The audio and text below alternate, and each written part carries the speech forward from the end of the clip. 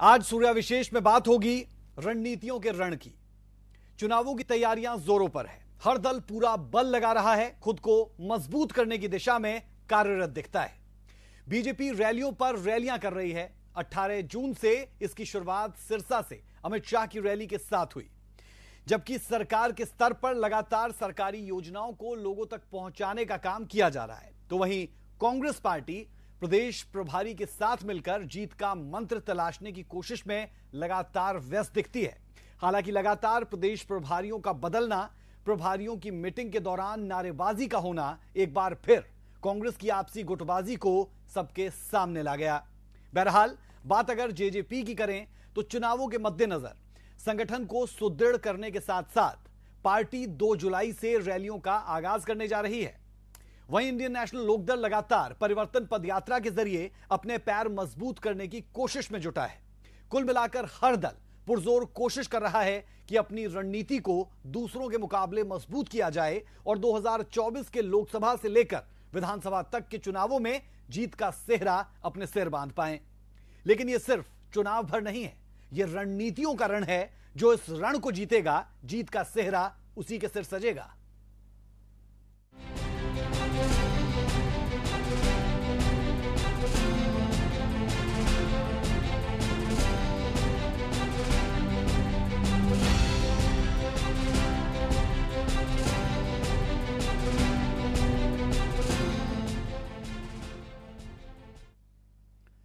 तो मिशन 2024 को लेकर प्रदेश का सियासी पारा गरमाया हुआ है। आज हरियाणा के बीजेपी प्रभारी बिप्लब देब से तमाम सांसदों ने मुलाकात की और आगामी कार्यक्रमों को लेकर अपना अपना फीडबैक भी दिया। वहीं हरियाणा कांग्रेस की चंडीगढ़ में पार्टी प्रभारी दीपक बाबरिया की अध्यक्षता में बैठक हुई है। कांग्रेस में एक बार फिर गुटबाजी खुलकर सामने आई। पार्टी के नेता एक दूसरे के खिलाफ नारेबाजी करते हुए भी नजर आए। आप पहले हमारी ये स्पेशल रिपोर्ट देखिए, फिर इस पूरे मामले पर, सियासत पर, राजनीति पर और रणनीतियों के रण पर चर्चा की शुरुआत करेंगे।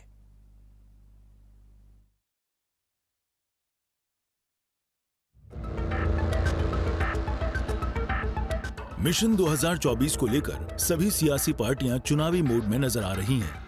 हरियाणा में 2019 के लोकसभा चुनाव का प्रदर्शन रिपीट करने के लिए बीजेपी ने विनिंग प्लान तैयार किया है। इसी कड़ी में बीजेपी सांसदों का दिल्ली में जमावड़ा लगा। हरियाणा के बीजेपी प्रभारी बिप्लब देब ने मुलाकात के लिए सभी सांसदों को दिल्ली बुलाया। अगले साल होने वाले लोकसभा चुनाव के मद्देनजर इस बैठक को काफी अहम माना जा रहा है। बिप्लब देब ने बीजेपी सांसदों से लोकसभा रैलियों का फीडबैक भी लिया। मीटिंग के बाद सांसदों ने बताया कि आगामी लोकसभा चुनावों में जीत के लिए पार्टी के विस्तार को लेकर मंथन किया गया। ये बहुत इंपॉर्टेंट बैठक थी क्योंकि इसके अंदर जो माननीय प्रधानमंत्री नरेंद्र मोदी जी के नेतृत्व में 9 वर्ष हमारी सरकार ने पूरे किए हैं, उसके तहत जो हमारे राष्ट्रीय अध्यक्ष माननीय जगत प्रकाश नड्डा जी ने जो एक महाजन संपर्क अभियान के तहत 1 महीने का जो ये कार्यक्रम था, उसके बारे में हम लोगों ने विस्तार से चर्चा की।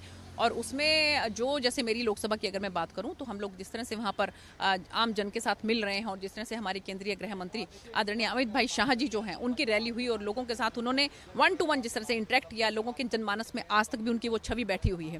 क्योंकि 370 के बाद लोग चाहते थे कि उनसे मिलना, उनको सुनना, और बहुत अच्छे तरीके से जो है उन्होंने लोगों के साथ जो है इंटरेक्शन किया। इसके साथ साथ जो अलग अलग कार्यक्रम 13 सूत्री कार्यक्रम हमारी लोकसभा के हैं, उसके बारे में विस्तार से चर्चा हुई। आगामी लोकसभा में पार्टी का कैसे और विस्तार करना है कि बड़ी जीत की तरफ हमने जाना है, तो उसके लिए क्या क्या आपने करना है, तो ये सारी चर्चा एक एक पीस में लगी। निश्चित तौर पर लगातार जो केंद्र सरकार ने आदरणीय मोदी जी ने 9 साल में किया है, जो हरियाणा के मुख्यमंत्री जी ने या बीजेपी की सरकार ने पिछले 8.5 सालों में हरियाणा में किया है, उसका अगर तुलनात्मक आप कहेंगे तो पुरानी सरकारें कहीं नहीं ठहरती विकास के मामले में। और उसके पास प्रमाण है, हमारे पास रिकॉर्ड है हमारे पास। अब बात मुख्य विपक्षी दल कांग्रेस की भी कर लेते हैं, जहां सब कुछ शायद ऑल इज वेल नहीं है, क्योंकि लगातार एक के बाद एक गुटबाजी की खबरों ने आला कमान के माथे पर भी चिंता की लकीरें खींच दी हैं। दरअसल चंडीगढ़ के पार्टी दफ्तर में कांग्रेस का 2 दिनों तक चुनावी मंथन चला, लेकिन पार्टी के नए प्रभारी दीपक बाबरिया की पहली ही बैठक में दीपेंद्र सिंह हुड्डा और कुमारी सैलजा के समर्थकों ने जमकर नारेबाजी की।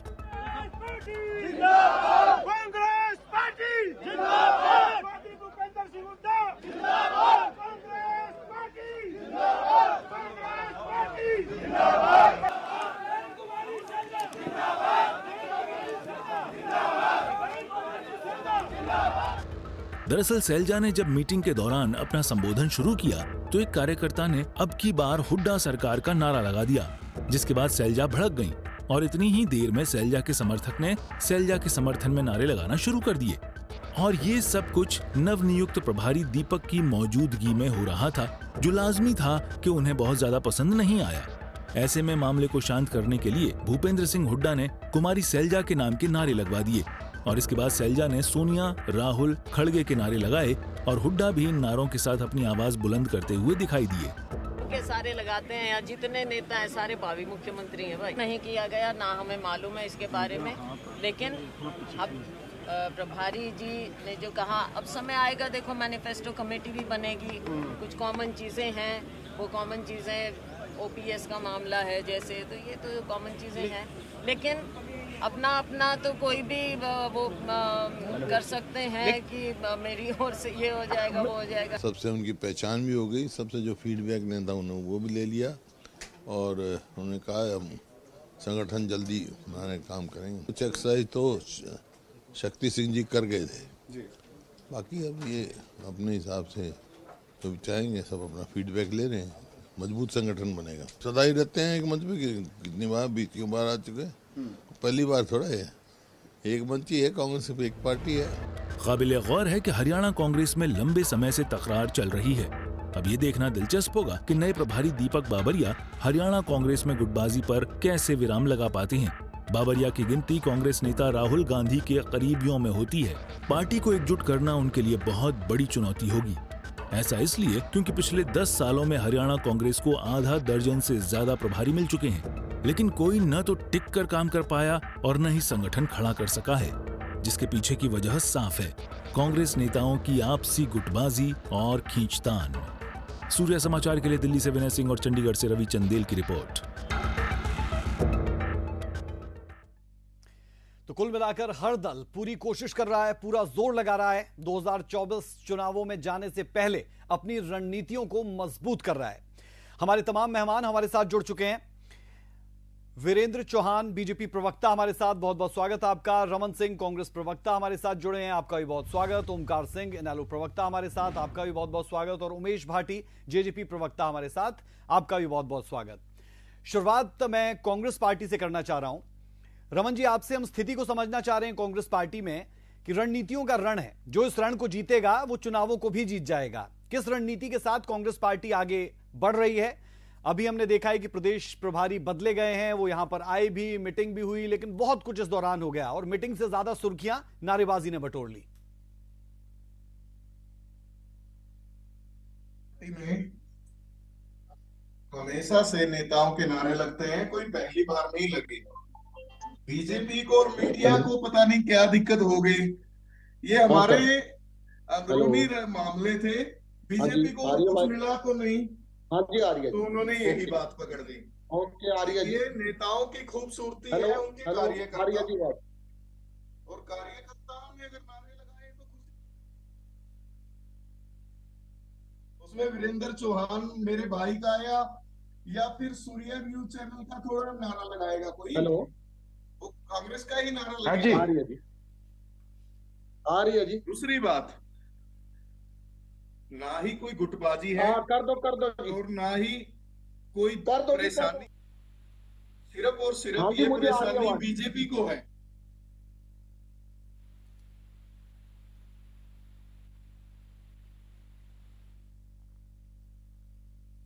हमारे से गए हुए राव इंद्रजीत जी की देखिए, ओपी धनखड़ की देखिए, अनिल विज की देखिए, जो हर रोज सीएम बन के सोते हैं। आज हरियाणा के हालात ये है कि 75% विधायक पालिका मनोहर लाल खट्टर के खिलाफ खड़ी है, तो आपको वो गुटबाजी तो दिखाई नहीं देती।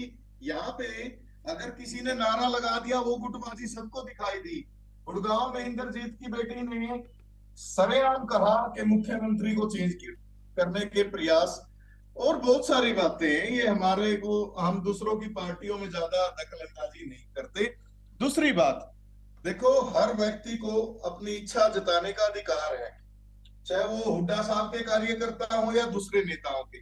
उन्होंने नारे लगाए तो खुशी की बात है, और ये हमारे यहाँ पर स्वस्थ सुखद प्रजातंत्र की खूबसूरती है, और हमें तो कोई परेशानी है नहीं। अगर बीजेपी को परेशानी है तो उसकी तो हमारे पास कोई गवाही है नहीं। दूसरी बात, गुटबाजी आज देखिए जग जाहिर है, जो गठबंधन की सरकार चल रही थी सबसे ज्यादा गुटबाजी तो वहां पे है। मुझे तो मैं वैसे इस पे विषय पे चर्चा नहीं करना चाह रहा था, लेकिन अगर डिबेट है तो उस पे भी कर लेते हैं। जिस गठबंधन को हरियाणा में भी लेके चले थे, वो लूट का लाइसेंस बन गए।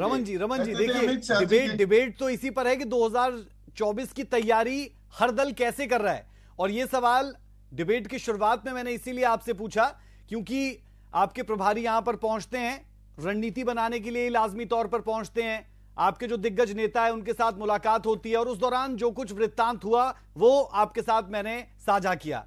अब मेरा सवाल यही कि इन तमाम चीजों के बीच में आप क्या रणनीतियां बना रहे हैं, वो भी जरा साझा कर दें। देखिए, बात सीधी और स्पष्ट। हाँ जी, पैच कर दो। कांग्रेस पार्टी पहले दिन से और आखिरी दिन तक चुनाव के मूड में रहते हैं, क्योंकि कांग्रेस एक कार्टर बेस्ड पार्टी है। इसमें संगठन, हमारे नेता, हमारे कार्यकर्ता हमेशा पार्टी के हितों की और हरियाणा के हितों की बात करने के लिए स्वतंत्र रहते हैं। दूसरी बात मैं आपको बताना चाहता हूं, ये कोई पहली बार नहीं हुआ, मीटिंगें निरंतर चलती रहती है सभी पार्टियों की, और हमारी भी वैसे ही चली। हम 24 को लेकर बिल्कुल तैयार हैं, और 10 की 10 लोकसभाएं और सारी विधानसभाएं हम लड़ने के लिए सक्षम हैं, और अकेले अपने दम पे सक्षम हैं हरियाणा में, और सरकार बनेगी। क्योंकि आज जो हरियाणा का जनमानस है, 2.5 करोड़ हरियाणवी इस सरकार से तंग है। जी, किसान हो, व्यापारी हो, कर्मचारी हो, युवा हो। चलिए ठीक है रमन जी, आपके पॉइंट्स मैंने ले लिए। बहुत सी चीजें हैं जिन पर मैं आपको काउंटर कर सकता हूं, लेकिन मैं काउंटर क्यों करूं जब बीजेपी हमारे साथ है, तमाम दल हमारे साथ मौजूद है। वीरेंद्र चौहान जी, आपके पास आ रहा हूं। जो आप पर यानी बीजेपी पर बातें की गई, उनका काउंटर अगर आप देना चाह रहे होंगे तो वो भी दे दीजिए, और साथ ही साथ बीजेपी की तैयारी क्या 2024 को लेकर। लोकसभा चुनाव से शुरुआत कर लेते हैं, क्योंकि लोकसभा चुनावों को देखते हुए लगातार रैलियां की जा रही है, लगातार कौन सी योजनाएं उनका जिक्र किया जा रहा है बीजेपी का। राज भाई, मेरा ऑडियो आपको ठीक मिल रहा है? बिल्कुल बिल्कुल, साफ साफ सुन पा रहे हैं। राज भाई, कांग्रेस पार्टी के नेता और कार्यकर्ता एक दूसरे के खिलाफ नारेबाजी करें, मारे पार्टी के नेता अपने किसी अध्यक्ष की धोती खींच लें स्टेज पे चढ़ के, इनके यहां होता रहा है, हमें कोई फर्क नहीं पड़ता। कांग्रेस पार्टी में मान लो इनके आज जितने विधायक हैं गले से आधे रह जाएं, वो सारे के सारे मुख्यमंत्री बनने का सपना देख के सोएं, हमें कोई फर्क नहीं पड़ता। प्रजातंत्र में सपने देखने का सबको अधिकार है। कोई मुंगेरी लाल की तरह हसीन सपने देखे, उस पर भी कोई देश का कानून, कोई प्रदेश का कानून रोक नहीं लगाता। इसलिए मैं रमन सिंह जी से कहूंगा, इस पर आपत्ति नहीं है, हमको तो बिल्कुल भी नहीं है, किसी और को हो तो हो। हम केवल ये कह रहे हैं कि 24 के चुनाव में जाकर जनता से जनादेश मांगने की इच्छा जताने वाली कांग्रेस पार्टी, उसको ये बताना पड़ेगा कि उस कांग्रेस पार्टी में जिसे हरियाणा की जनता ने 10 बरस पहले उसकी काली करतूतों के कारण, उसकी किसान विरोधी नीतियों के कारण, उसकी जातिवादी नीतियों के कारण, उसकी मेरिट पर डकैती और डाका डालने की नीतियों के कारण, उसकी वाड्रा का घर भरने की तैयारियों की नीतियों के कारण सत्ता से बाहर किया था, जिस पर करारी चोट की थी 2014 में और फिर 19 में। उस कांग्रेस पार्टी में बदल क्या गया जो उसका चेहरा मोहरा नए सिरे से उसकी तरफ हरियाणा की जनता मुस्कुरा कर देखेगी? कांग्रेस में कुछ नहीं बदला साहब। वही कांग्रेस जो देश विरोधी बातें करती थी, वही 2024 में चुनाव में जाने वाली है। वही कांग्रेस जिसने हरियाणा के किसानों की जमीन SCZ के नाम पर हथियाने का षड्यंत्र रचा, वही कांग्रेस फिर से चुनाव में आएगी हरियाणा की जनता के सामने और वही कांग्रेस ठीक है वीरेंद्र जिसके जी, राज बीजेपी पर में तैयारी जिसके राज में एक क्षण सुनिएगा, वही कांग्रेस जिसके शासन में नौकरियां वो जाति, जिला या नोटों का झोड़ा उसके हिसाब से मिला करती थी, उस कांग्रेस को हरियाणा की जनता नए सिरे से भला क्यों स्वीकारेगी, क्यों गले लगाएगी? कुछ भी नहीं बदला। दूसरी बात, जब कोई भी पार्टी, अभी हमारे मित्र रमन सिंह जी ने कहा, बड़े आत्मविश्वास के साथ कहा, मैं इनके आत्मविश्वास की तारीफ कर दूं और ये मुस्कुरा दे तो मुझे भी अच्छा लगेगा। इन्होंने कहा कांग्रेस पार्टी काडर वाली पार्टी है। साहब, अगर काडर वाली पार्टी है तो काहे का डर सता रहा था आपको, जो आपने एक दशक से अपने विधानसभा, ब्लॉक, जिला और प्रदेश के पदाधिकारी नहीं बने? राज्य दो अध्यक्ष इनके चले गए, कुमारी शैलजा, अशोक तंवर, जो संयोग से अनुसूचित जाति से आते थे, गरीब तबके से आते थे समाज के, उन्होंने अपने पदाधिकारी बनाने की पुरजोर कोशिश की, उनके कार्यकाल चले गए, उनकी अध्यक्षी चली गई, एक को तो लठ मार के पार्टी से निकाल दिया, लेकिन कांग्रेस पार्टी के भूपेंद्र सिंह हुड्डा खेमे ने उनको जिलों के, ब्लॉक के, ठीक है वीरेंद्र जी, अब बीजेपी पर आ जाते हैं। बहुत बात कांग्रेस की हो गई, बीजेपी की तैयारियों पर जरा थोड़ा बोल दे, फिर मैं अगले पैनलिस्ट की तरफ मूव करूंगा। सवाल पूछ रहा हूं उनसे, ऐसी कांग्रेस को कार्डर बेस्ड पार्टी होने का दावा करने का अधिकार क्या है? और अपने बारे में मैं कह देता हूं 2 वाक्यों में, भारतीय जनता पार्टी अपने 10 बरस के काम काज के बल पर जनता का नए सिरे से आत्मविश्वास मांगेगी, जनादेश मांगेगी।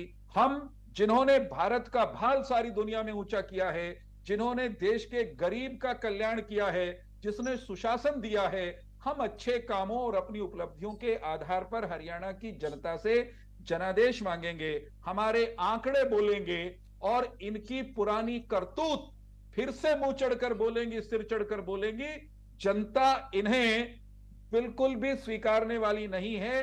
नकारे गए थे, आने वाले समय में भी नकारे जाएंगे। ठीक है, उमेश भाटी जी की तरफ रुख कर रहा हूं, जेजेपी प्रवक्ता हमारे साथ है।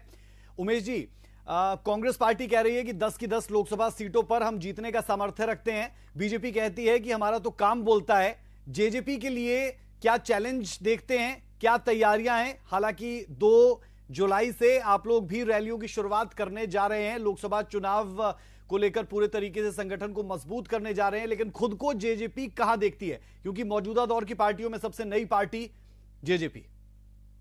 देखिए, नई पार्टी आपने कहा बिल्कुल सही, ऐसी नई पार्टी जिसने जो है आते ही हरियाणा के अंदर एक ऐसा धमाका किया कि पहली बार में ही 10 सीटें जीतकर जो है पार्टी हरियाणा के अंदर उभर के आई। और ऐसी नई पार्टी जिसने इस देश की सबसे पुरानी पार्टी भारतीय जनता पार्टी के साथ मिलकर हरियाणा में सरकार बनाई, और साथ ही साथ दुष्यंत चौटाला जी ने शायद मेरे ख्याल से अब तक अपने आप को इतना प्रूव कर दिया उप मुख्यमंत्री के तौर पर, और हरियाणा में जो भाजपा के साथ मिलकर जो काम किए, तो जिस तरीके से हमारे बड़े भाई वीरेंद्र चौहान साहब ने कहा कि काम को लेकर जो है वो लोग उतरेंगे, और वही काम को लेकर हम लोग सब उतर रहे हैं। क्योंकि अगर देखेंगे आप, 4.25 साल के अंदर कांग्रेस ने तो सिर्फ नारा दिया था, लेकिन हरियाणा को नंबर 1 जो बनाया है वो भारतीय जनता पार्टी और जननायक जनता पार्टी की जो सरकार बनकर आई इस हरियाणा के अंदर, उन्होंने नंबर 1 बनाया। अभी आगे क्या होगा ये शीर्ष नेतृत्व के ऊपर है कि गठबंधन की क्या पोजीशन लेगी, लेकिन 2 जुलाई से हमारे यहाँ भी जो है हर लोकसभा की जो रैलियां हैं उनकी शुरुआत की जा रही है। और उससे पहले मैं बता दूं आपको कि हर जिले के अंदर अजय चौटाला जी ने बैठकें ली कार्यकर्ताओं की, और बहुत सफल बैठकें हुई। जिस तरीके से कांग्रेस की बात करें, जो अभी तक संगठन तक नहीं बना पाए, सबसे पुरानी पार्टी होने के बाद में, तो इनको तो हर जिले के अंदर हमारा संगठन इतना मजबूत खड़ा हुआ है कि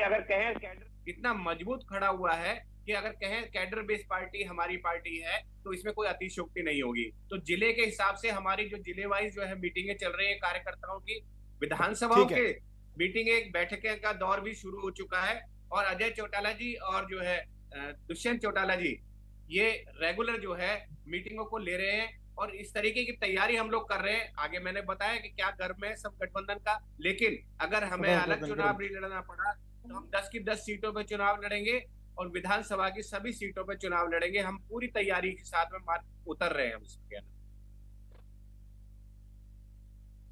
ठीक है, इनेलो प्रवक्ता की तरफ रुख कर रहा हूं। ओमकार सिंह हमारे साथ है। ओमकार जी, आईएनएलडी की अगर बात करें तो परिवर्तन पदयात्रा दिखती है और 115 दिन हो चुके हैं जहां पर लगातार परिवर्तन पदयात्रा चल रही है, लोगों से संपर्क साधा जा रहा है।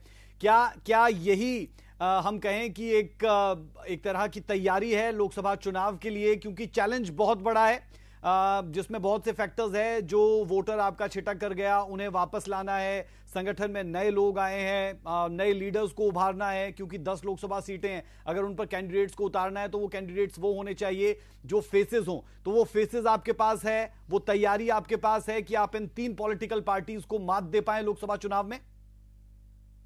राज्य बिल्कुल ठीक कहा आपने। चैलेंजेस बहुत बड़े हैं, लेकिन मैं आपको बता दूं चैलेंजेस को पार हिम्मत और मेहनत से किया जा सकता है। आप ये देखिए, जब से 24 फरवरी से चौधरी अभय सिंह चौटाला जी ने यात्रा शुरू की है, आज 116वां दिन है, 56 हल्के हो चुके हैं। प्रत्येक हल्के में जैसा भरपूर सहयोग मिल रहा है, उससे ये बिल्कुल स्पष्ट है कि आने वाला समय इंडियन नेशनल लोकदल का है। 2019 की बात मैं करूंगा, मात्र एक विधायक रह गया, और वो एक विधायक रहने का कारण एकमात्र एक था। एक व्यक्ति बीच में से ऐसा आया जिसने कहा आया सीएम, आया सीएम, आया सीएम, आया सीएम। उसने पार्टी और परिवार का बंटाधार कर दिया। ठीक है, मुसीबत की घड़ी थी, हमने मेहनत करी, उस मुसीबत को पार पाया। लेकिन आज जिस तरीके से हमारा संगठन चल रहा है, जिस तरीके से जेजेपीएल कहते हैं हमारी नई पार्टी थी, 10 सीटें जीती। अरे भाई, घर से नहीं लेके आए थे। ये जो 10 सीटें जीती ना, इंडियन नेशनल लोकदल के ही कार्यकर्ता थे जो इनके साथ चले गए। चलो, हमने क्या लेना, हमने नए सिरे से मेहनत करी, नए सिरे से अपना कुनबा जोड़ा, नए सिरे से पदाधिकारी बनाए, और आज हमारी स्थिति ये है कि जिस भी हल्के में हम जा रहे हैं हमारे को अभूतपूर्व सफलता मिल रही है। और दूसरी बात एक जरूर कहना चाहूंगा कि हमें किसी के संगठन से नहीं लेना, हमें अपनी तरफ देखना है। कांग्रेस का संगठन बना नहीं बना हमें उससे कोई मतलब नहीं, उनका आंतरिक मामला है। हुड्डा साहब क्या कर रहे हैं क्या नहीं कर रहे, उनका आंतरिक मामला है, उनकी अंतरकला है, तभी तो प्रदेश का ये हाल है। अगर अंतरकला ना होती तो आज बीजेपी जेजेपी जैसे दुशासन कर रहे हैं यहाँ पे, जैसे जनता पीड़ित है, वो कभी भी ना होती। आज अगर कोई एक क्षेत्रीय दल है जो प्रदेश की जनता को राहत दिलाने में सक्षम है, और वो सिर्फ इंडियन नेशनल लोकदल है। और दूसरी बात मैं स्पष्ट करना चाहता हूँ, इंडियन नेशनल लोकदल अपने दम पर चुनाव लड़ेगी। हाँ, हमने चौधरी अभय सिंह चौटाला ने स्पष्ट किया था कि प्रदेश को बीजेपी जेजेपी के चुंगल से बचाने के लिए हम किसी से भी गठबंधन कर सकते हैं। उन्होंने बोला था कर सकते हैं, मतलब ये नहीं कि करेंगे ही। आज हमारी तो जो स्थिति निखर कर आ रही है, हम अपने आप में पूरी तरह से सक्षम है। ओमकार जी, बीजेपी और जेजेपी को तो आपकी लीडरशिप नकार चुकी है, ऐसे में कांग्रेस पार्टी बचती है, और आपने कांग्रेस पार्टी पर टिप्पणी की, उसमें आपने बहुत कुछ कहा भी और कुछ कहा भी नहीं।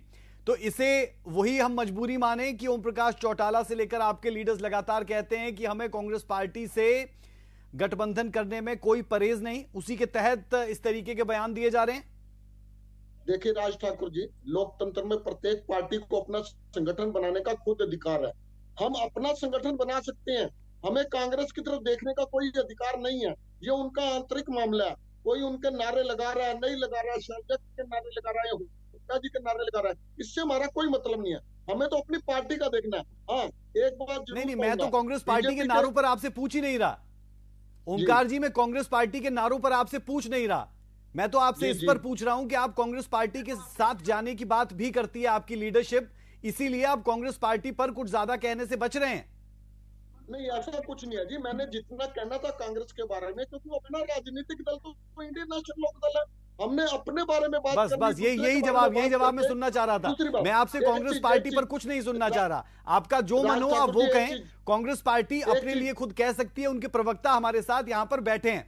मैं रमन सिंह जी की तरफ भी रुख कर लेता हूं। रमन जी, आप लगातार डिबेट्स में भी बैठते होंगे, आप अपने लीडर्स के साथ भी बैठते होंगे, आप ही के लीडर्स के कुछ बयान हैं जिनका जिक्र लगातार होता है, जिसमें कुमारी सैलजा भी, जिसमें किरण चौधरी भी, और मौजूदा दौर को ही अगर आप देख लेंगे तो रणदीप सुरजेवाला जो यहां पर आए थे, जो दीपक बावरिया जी थे, उनके सामने जब बातें रखी गई तो उस बैठक में बहुत कुछ हुआ।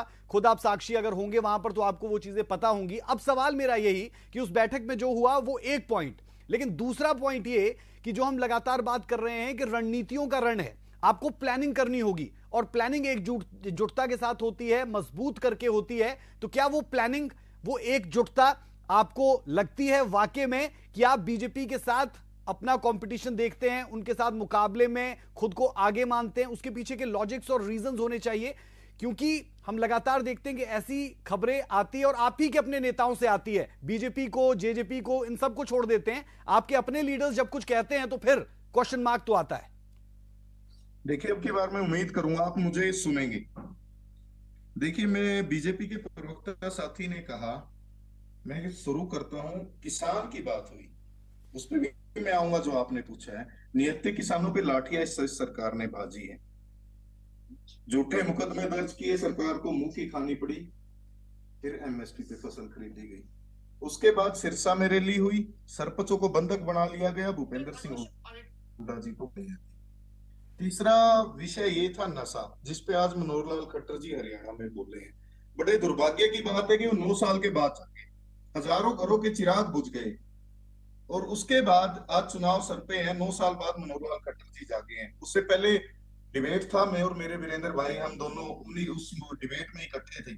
हजारों हरियाणा के बच्चे, मैं कहूंगा लाखों भी कह दोगे तो कम नहीं है, जो हरियाणा छोड़कर विदेशों में अपनी जमीनें बेच के चले गए। दुर्भाग्यपूर्ण है, नशा गांव में चरम सीमा पे था। उसके बाद आज ये लोग हम पे सिर्फ और सिर्फ इस तरह की बयानबाजी करते हैं क्योंकि इनको अपनी बातों के जवाब नहीं दिए जा रहे। दूसरी बात, गुटबाजी और ये सब जो बातें करते हैं, उसमें बीजेपी में चरम सीमा पे है सारी बातें। लेकिन चलो, ये इनकी पार्टी का अंदरूनी मामला है, हम इनकी तरफ इस बात पे नहीं जाएंगे, क्योंकि राजनीति मुद्दों पे होनी चाहिए। संगठन भी था हमारे पास, और आज भी है, और आगे भी रहेगा। बगैर संगठन के आज रमन सिंह कांग्रेस पार्टी का प्रवक्ता नहीं है। संगठन है तभी मैं एक पार्टी का स्पोक पर्सन भी हूँ, और हमारे पास हाथ से हाथ जोड़ो अभियान में भी प्रभारी लगे हुए हैं।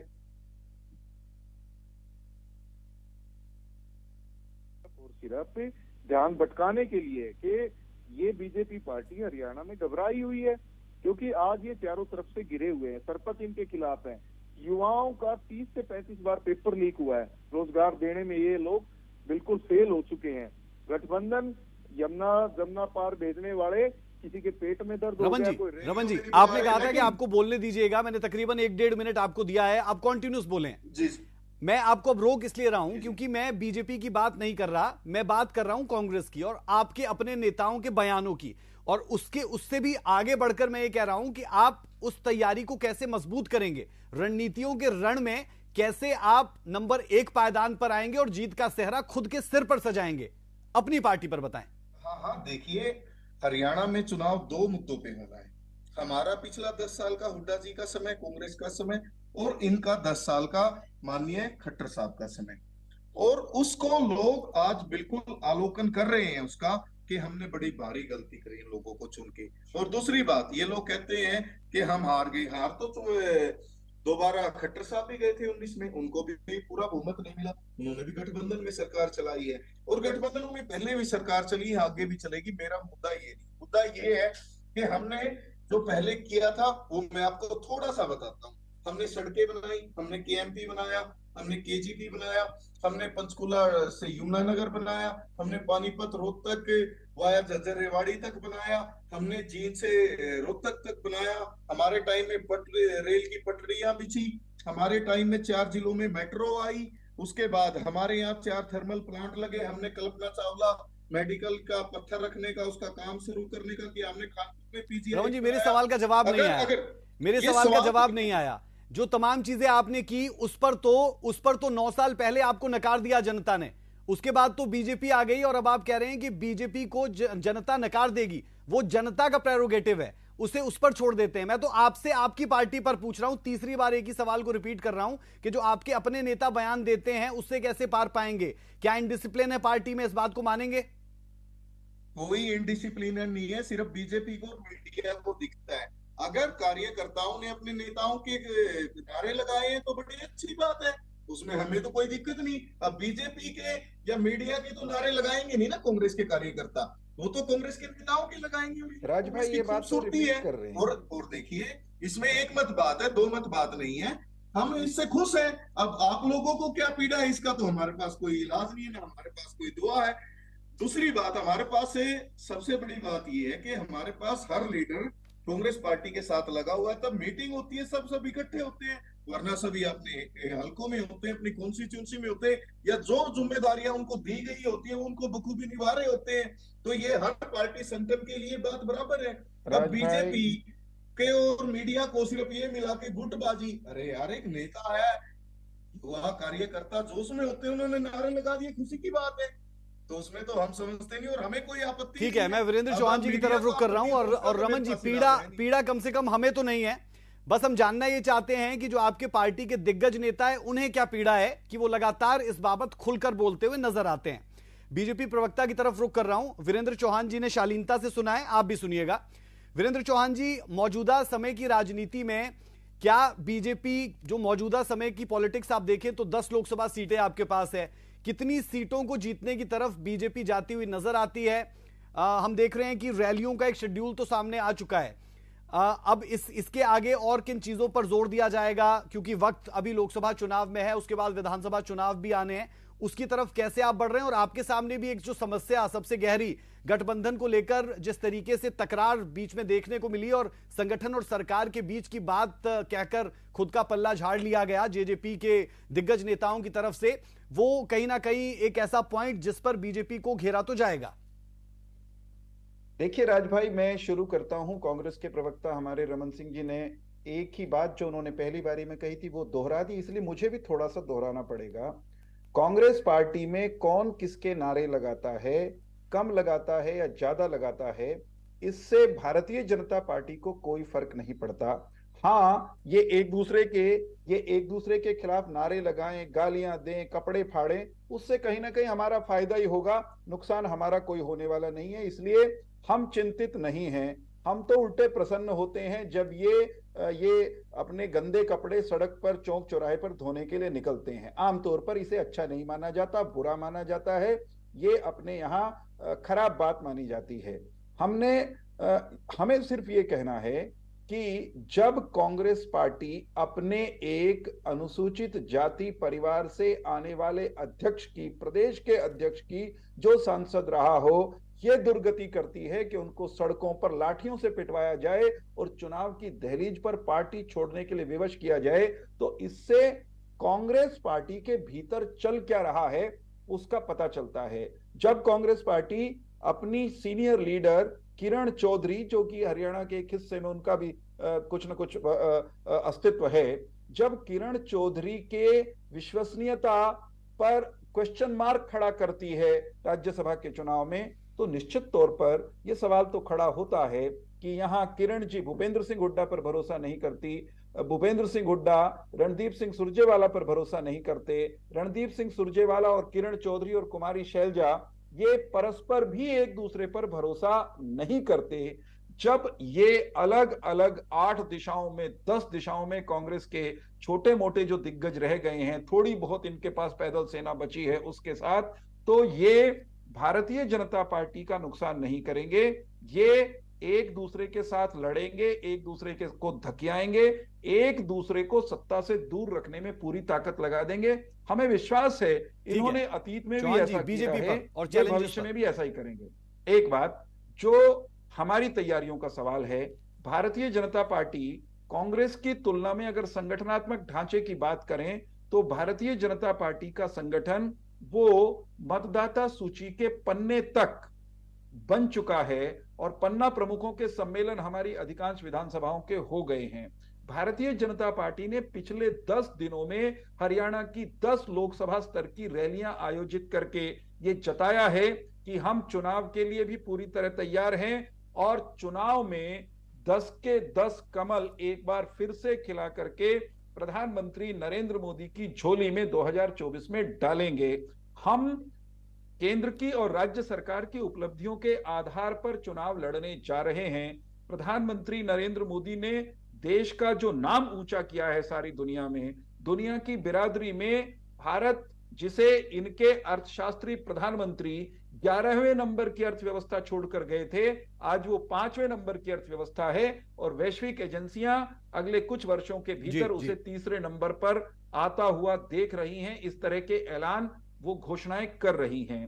भारत जो आज रक्षा क्षेत्र में सबल हुआ है, व्यापारिक तौर पर सबल हुआ है, भारत जिसने कोविड के भयंकर संकट में अपने आंगन में अपने नागरिकों को 200 करोड़ से अधिक वैक्सीन लगवाई, जहां यह कहा जा रहा था कि वैक्सीन कभी बनेगी नहीं, भारत में तो बन ही नहीं सकती, पता नहीं कब बनेगी, भारत ने दुनिया के 100 देशों को भी वैक्सीन मुहैया कराई है।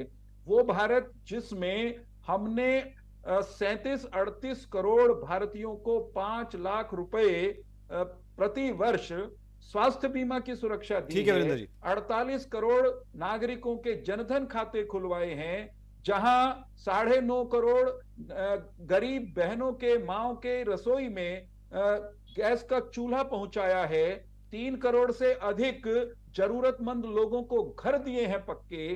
भारत सरकार की इन उपलब्धियों के आधार पर हम लोकसभा का चुनाव निश्चित तौर पर जीतेंगे, पहले से बेहतरीन बहुमत के साथ आएंगे।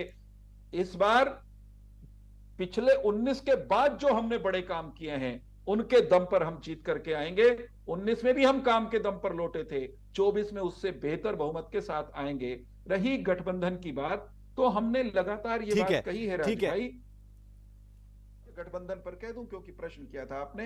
गठबंधन की जहां तक बात है, भारतीय जनता पार्टी और जेजेपी ने जब गठबंधन किया था तो हम अलग अलग चुनाव लड़कर आए थे और हमने गठबंधन इस बात के लिए किया था कि हम हरियाणा को एक मजबूत सरकार दे सकें, स्थायी सरकार दे सकें। हमने दी है और अगला चुनाव हम मिलकर लड़ेंगे या अलग अलग, ये जब चुनाव आएगा दोनों संगठन तय कर लेंगे। तो इसको बहुत ज्यादा इसके लिए बिल्कुल ठीक है वीरेंद्र जी, मैं उमेश भाटी जी से ये सवाल ले लेता हूं, क्योंकि उमेश भाटी जी ये चर्चा लगातार रहती है कि संगठन और सरकार की बात कहकर पल्ला तो झाड़ लिया गया, इस पूरी कंट्रोवर्सी से आगे तो बढ़ गए, लेकिन क्या वो तमाम चीजें हम कहें कि खत्म हो चुकी है और पार्टी को मजबूत करने के लिए तमाम दिग्गज एक साथ आकर काम कर रहे हैं?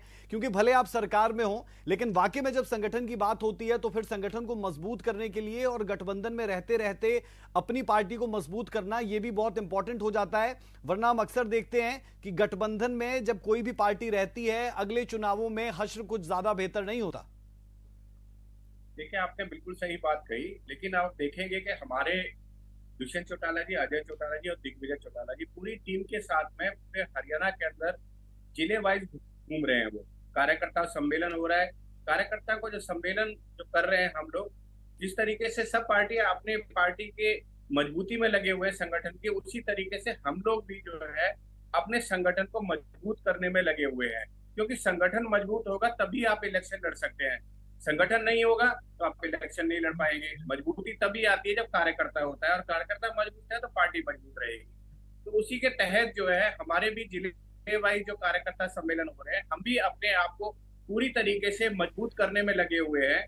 और जो कार्यकाल रहा है, इस कार्यकाल में जो दुष्यंत चौटाला जी ने काम किए हैं सबके सामने है। जिस तरीके से अगर बात करें चंडीगढ़ की, तो कहते हैं कि जिस कोठी के सामने सबसे ज्यादा भीड़ लगी हो काम करवाने वालों की, वो दुष्यंत चौटाला की कोठी है। एक आम आदमी से इस तरीके से मिलना, एक आम कार्यकर्ता से इस तरीके से प्यार से मिलना और उसके काम के लिए जो है हमेशा तत्पर रहने वाले दुष्यंत चौटाला की जो देवीलाल जी की जो नीतियां हैं, उनको हम जो है हरियाणा में दोहरा रहे हैं। और देवीलाल जी की नीति जो किसानों की और कमेरों की जो नीति है, उस नीतियों के तहत हम लोग काम कर रहे हैं। और जो सरकार जो चल रही है बीजेपी के साथ मिलकर, ये हरियाणा के बेहतरी के लिए बनी थी। बिल्कुल जैसे भाई ने कहा, सही बात है, क्योंकि सरकार एक मजबूत सरकार दे रही थी हरियाणा में। दोनों के इलेक्शन अलग अलग हुए थे, अलग अलग नीतियां, अलग अलग सोच है, लेकिन चूंकि कहीं ना कहीं शुरू से पहले से बीजेपी से गठबंधन रहा था, तो उसी के तहत जो है ये गठबंधन बना। और गठबंधन के साथ आपने देखा कि अभी भी अगर देखें तो मजबूती से जो है सरकार चल रही है। बहुत जबरदस्त तरीके से हरियाणा का विकास आप देखेंगे जो पिछले 3 पौने 4 साल के अंदर हुआ है, और इनकी जड़ें हिल चुकी है। कांग्रेस की और इनेलो की तो खैर बात ही छोड़ दी, 2% पे इनेलो रह चुकी है, तो इनके हालत खराब है। तो अब इनको पेट में दर्द जो हो रहा है, वो विपक्ष में पेट में दर्द हो रहा है कि ये लोग इकट्ठे कैसे चल रहे हैं। लेकिन सीधी सी बात है, शीर्ष नेतृत्व जो भी डिसाइड करेगा वो हमें मंजूर है, उसके लिए हम लोग तैयार हैं। लेकिन हकीकत यही है कि एक अच्छी सरकार, ठीक है, मजबूत मैं सरकार ओमकार जी हरियाणा की में चल तरफ रही रुख कर है। रहा हूं।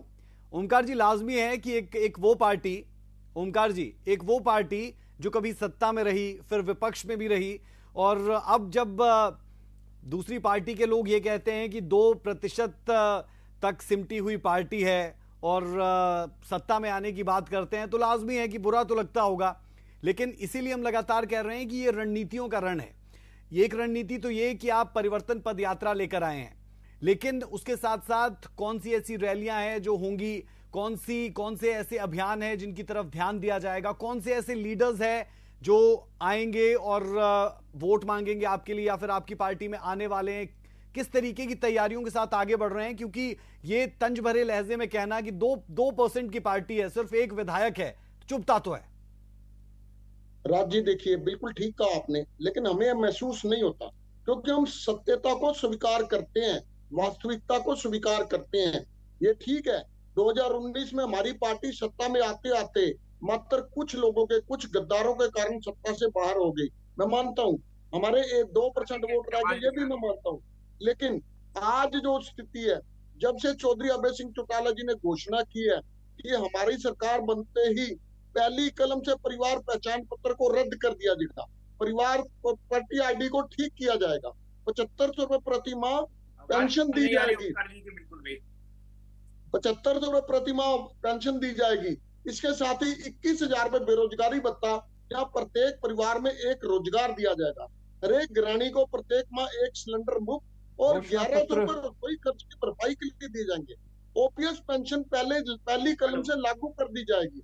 ये सारी जब घोषणाएं हुई, उसके बाद विपक्षी दल जो ड्राइंग रूम में बैठे हुए थे, एसी कमरों में बैठे हुए थे, तब जाके इनको सीएम महोदया को याद आया जन संवाद भी कोई चीज है। ऐसी कोई बात नहीं है। आप देखना 25 सितंबर की रैली आने दो, इन सबकी आंखें भी खुल जाएंगी, इनको पता भी लग जाएगा कि इनेलो कहाँ खड़ी है। और दूसरी बात, बीजेपी कहती है हम अपने 9 वर्ष के काम लेके जाएंगे, क्या कर रहे हो आप लोग? जेजेपी कहती है हम अपने काम लेके जाएंगे। इनसे लिए तो पूछ लो कि दोनों में से कौन अपने काम लेके जाएगा। 10 सीटें हैं, बीजेपी कहती है हम 10 की 10 जीतेंगे, जेजेपी कहती है हम 10 की 10 जीतेंगे, कांग्रेस कहती है हम 10 की 10 जीतेंगे। देखिए, कुछ तो प्रकाष्ठा होती है, कोई तो अंतिम पोजीशन होती होगी। ये सिर्फ चुनावी आंकड़े नहीं बात कर रहे इनके, ये सिर्फ दिखावी बातें कर रहे हैं। चलिए, औरों को छोड़ देते हैं, 9 साल में औरों का क्लेम तो आप हाइपोथेटिकल मान रहे हैं। मैं ओमकार सिंह से पूछना चाहता हूं कि आईएनएलडी कितनी सीटें जीत रही है? देखिए, चौधरी अभय सिंह चौटाला जी ने कहा कि हम 5 लोकसभा की सीटें आज के दिन में जीतने के लिए बिल्कुल सक्षम है, क्योंकि परिवर्तन पद यात्रा 56 हल्कों में जा चुकी है, 57वें हल्के में जाएगी। हम वास्तविकता की बात करते हैं, हम कोई हवाई किले नहीं बनाते। अभय चौटाला जी ने 5 जिले शामिल है, तो उन्होंने सच्चाई के बेस पर कहा है। हम भी कह सकते हैं 10 जीतेंगे, लेकिन उन्होंने 5 कहा। लेकिन अब 25 सितंबर तक जब ये रैली 25 सितंबर की होगी, ठीक है ओमकार जी, ठीक है, परिवर्तन आपने बीजेपी को घेरा है, तो जरा मैं काउंटर ले लेता हूं। मैं काउंटर ले लेता हूं वीरेंद्र चौहान जी से। वीरेंद्र चौहान जी, आपको लगातार घेरा जा रहा है कि 9 साल का जो काम है वो काम तो कुछ है ही नहीं, और खासतौर पर परिवार पहचान पत्र को हटा दिया जाएगा अगर सत्ता में आते हैं। बहरहाल वो बहुत दूर की बात, लेकिन इस तरीके की इंटेंशंस है, उस पर क्या कहना चाहेंगे? और आपको क्या लगता है कि अगर पीवीपी की बात करते हैं, पोर्टल्स की बात करते हैं, क्योंकि इस पर घेरा तो आपको जाता है और चुनावों का ये एक मुद्दा रहेगा और पॉलिटिकल पार्टीज के लिए। भारतीय जनता पार्टी की सरकार ने आम नागरिक का जीवन सुखमय बनाने के लिए उसे सरकारी दफ्तरों में धक्के न खाने पड़े, उसको उसका बेनिफिट सीधे खाते में मिल जाए, उसको उसकी योजनाओं का लाभ उसके घर पर बैठे मिल जाए, उसके दस्तावेज बनवाने के लिए उसे जिला केंद्र तक न जाना पड़े, मल्टीपल टाइम्स बारंबार न जाना पड़े, उसका काम अटल सेवा केंद्र पर ही हो जाए, उसका काम उसके मोबाइल, उसके लैपटॉप पर ही किसी पोर्टल पर जाकर लॉगिन करने से हो जाए। इसके लिए अनेक विभागों से जुड़े कई सारे पोर्टल बनाए हैं। ये सारे पोर्टल साधारण हरियाणवी के जीवन को सुखमय बनाने वाले हैं, उसके जीवन में से दिक्कतों को दूर करने वाले हैं। हरियाणा की जनता ऐसे किसी राजनीतिक दल को स्वीकार नहीं करेगी जो हरियाणा की जनता को एडवांस्ड टेक्नोलॉजी छुड़वाकर और पीछे की तरफ 1990, 1975, 1950 के 1950 और 1940 में ले जाना चाहे। लोग आगे बढ़ने वालों को पसंद करते हैं, लोग आगे बढ़ने की बात करने वालों को पसंद करते हैं, लोग नई टेक्नोलॉजी को पसंद करते हैं, लोग उनको बिल्कुल पसंद नहीं करते। खासतौर पर इन लोगों को कह रहा हूं कि जो जिनके नेता जेल में चले गए नौकरियों में धांधली के लिए, उसके बाद भी अभय सिंह कहते हो कि हम जब सत्ता में आएंगे तो मेरिट को फाड़ के जोड़ में फेंक देंगे। बड़ी मुश्किल से हरियाणा को अवसर मिला है, हरियाणा के नौजवान को कि उसे नौकरी मेरिट पर मिले, उसकी मेरिट का बिल्कुल। और इसीलिए हम कह रहे हैं रणनीतियों का रण, 2024 में रणनीतियों का रण। जो बेहतर रणनीति बनाएगा, बेहतर रणनीति के साथ आगे बढ़ेगा, उसी के सर जीत का सेहरा बंधेगा। बेहद शुक्रिया आप सभी मेहमानों का कि आप हमारे साथ जुड़े, इस चर्चा का हिस्सा बने। सूर्या विशेष में अभी के लिए इतना ही। 2024 की तैयारी, लोकसभा पहले फिर विधानसभा, तमाम दल अब अपने तरीके से तैयारियों में जुटे हैं और दूसरों की कमजोरियों से कैश इन भी करना चाहते हैं। क्या कुछ नतीजे रहेंगे ये तो आने वाला वक्त बताएगा। अभी के लिए इजाजत दें, नमस्कार।